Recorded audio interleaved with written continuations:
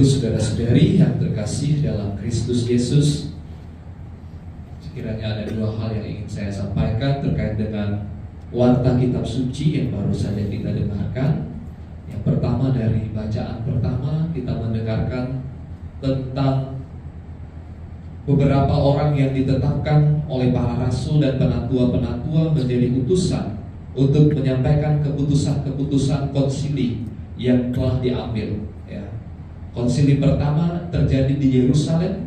Pada waktu itu para rasul dan juga penatua-penatua itu adalah imam-imam. Kalau dalam bahasa sekarang, rasul-rasul itu uskup, pengganti uskup, penatua itu imam. Ya, apa yang menjadi pokok yang dibahas pada waktu itu tentang soal sunat? Apakah menjadi seorang Kristen harus disunat? Ini karena waktu itu Paulus dan Barnabas juga mewartakan Injil kepada bangsa-bangsa yang bukan Yahudi.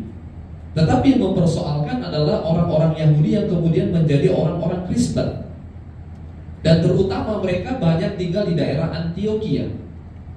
Sehingga kalau misalnya kita membaca Injil Matius, itu sebenarnya Injil itu ditulis untuk orang-orang Yahudi yang telah menjadi Kristen yang kebanyakan hidup di daerah Antioquia.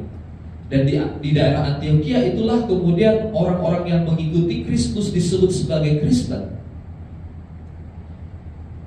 Jadi beberapa orang kemudian diutus di sana, yaitu siapa tadi kita dengarkan dalam bacaan pertama, yaitu Yudas yang disebut Barsabas dan juga Silas.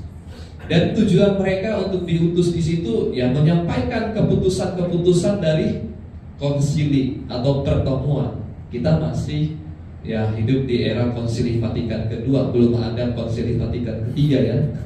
Tidak tahu apakah nanti beberapa tahun ke depan akan diadakan lagi konsili. Barangkali gereja menanggapi tantangan zaman, teknologi, AI dan lain-lain.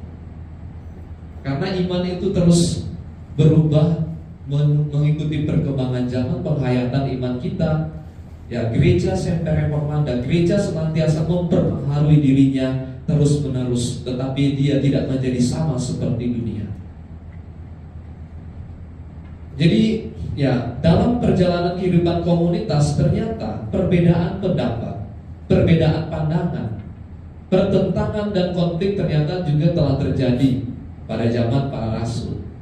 Tetapi yang menarik adalah ketika mereka mengalami konflik, pertentangan, perbedaan pendapat ataupun penghayatan, mereka kemudian membawa itu di dalam Tuhan dan menyerahkan semuanya itu kepada Tuhan dan memohon karunia Roh Kudus